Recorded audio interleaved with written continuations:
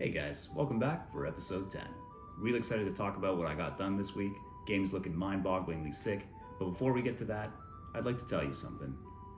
It's my birthday. Now, I know, you're saying, Matt, please tell me what to get you for your birthday. Well, here's what you can get for me. You can go on Steam and buy a copy of my first game, The Life of a Magical Circle. Now, maybe you're saying, Matt, please. You think we're all rich out here? You think I just have $6 laying around? Okay, fair enough. The next best thing you can do is to make a social media post about me. You can link to my first game or my YouTube channel and maybe post something like, whoa, has anyone else heard of this Solidio guy? He's like the greatest game developer of all time. Hashtag Solidio, hashtag underrated.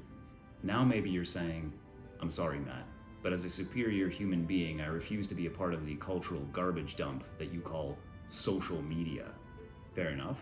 Well, Halloween is coming up, so another thing you could do for me instead is to dress up as me for Halloween.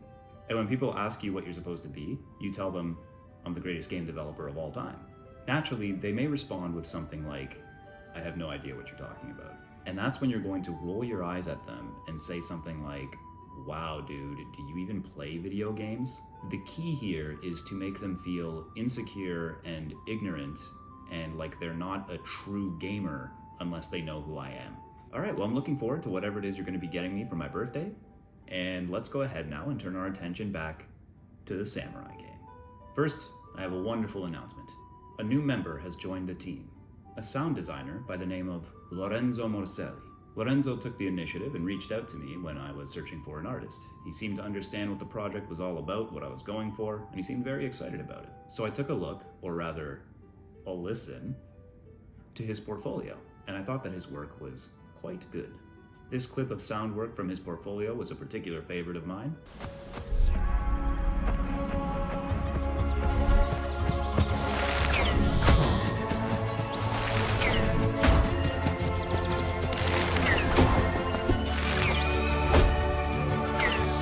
As an added bonus, he already has some solid experience working on a few different game projects, the most notable of which perhaps is Valheim.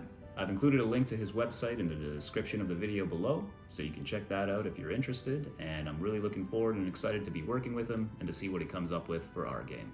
Last, but certainly not least, and frankly I'm a little ashamed for not having mentioned him earlier already, but we have Alex DiFrancesco, who will be composing and producing the musical soundtrack for the game. Alex is a guitarist and a professionally trained musician. He also happens to be a friend of mine from all the way back in high school, and he made the entire soundtrack, sound effects and all, for my last game, The Life of a Magical Circle, where he did an incredible job that really elevated the whole project.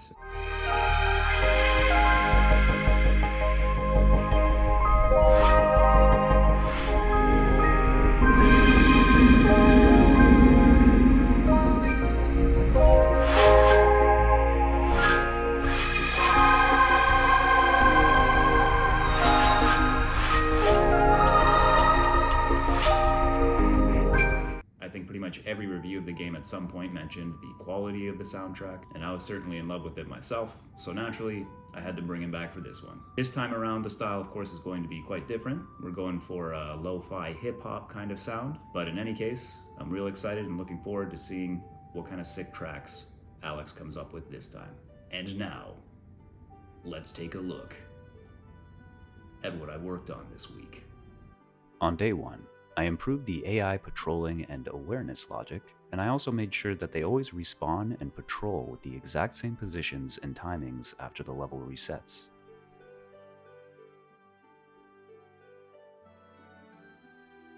On day two, I added doors. This gives you a way of entering rooms without having to use your energy for a dash attack. I also made the enemies smarter. I made it so that if you get too close to them, they will always immediately kill you. And I also added a locked door that only opens once you've cleared the relevant room. Right now I'm just using it as the door that lets you exit the level to proceed to the next level. On day 3, I added roofs, or more clearly, I added hidden rooms. These are rooms where you can't see what's inside until you enter them. I also played around with some crude lighting effects and made some more enemy AI improvements.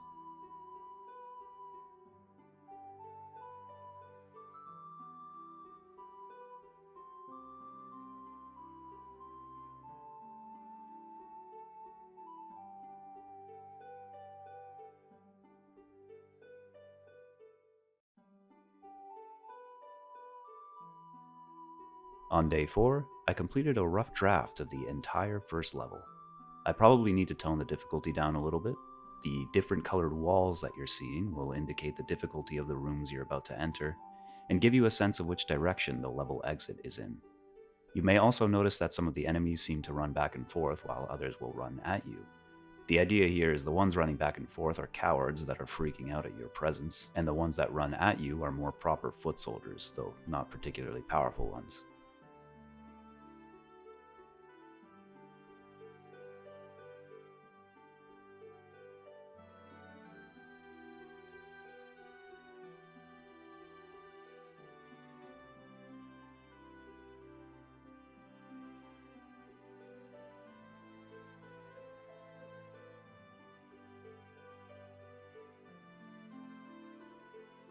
And finally, on day 5, I added an object that's meant to be a table with a map on it, which, if you can find it and walk up to it, will remove all of the roofs in the level and allow you to see what's inside of the hidden rooms. I also added a character that you can find in another room who will initiate a little narrative conversation with you. I added both of these things to give the player a little more incentive to explore the level, because most of these rooms are optional. In the current design, your only goal is to get to the next level, and you can take whatever path you want. So that's everything I worked on this week. Next week, I'm going to start by removing the indestructible black blocks that are sitting next to the doors. You see, originally I added those because I thought it would look really stupid if you could destroy the blocks on each side of the door and then just the door is standing there by itself and you can still walk through it and open it. So I added this indestructible block next to it, but I think I'm just going to replace it with one of these standard blocks that you can dash through and make it so that the door just also gets destroyed when you destroy the block that the door is attached to. Then I'm going to implement a proper tutorial for the game's mechanics. I'm going to investigate the possibility that you can currently cheese the game by opening a door and then immediately running away from it and waiting for the enemies to just come running out one by one and then dashing through them. I'm thinking that further down the line, it's not really going to be a problem as the enemies become more complex and it's not as simple as just dashing through them every time. But nonetheless, I want to make sure that that's not an issue, so I'm going to play around with that for a bit, see if it's a problem, and if so, try to come up with some way of dealing with that. And after all of that, I'm just going to review and keep building upon my rough draft of the first level. Hopefully, maybe by the end of this week, we'll even see a rough draft of the second level. So that's it for this week. As usual, thanks for watching. Buy my first game. Like and subscribe, follow me on social media, and I'll see you next week.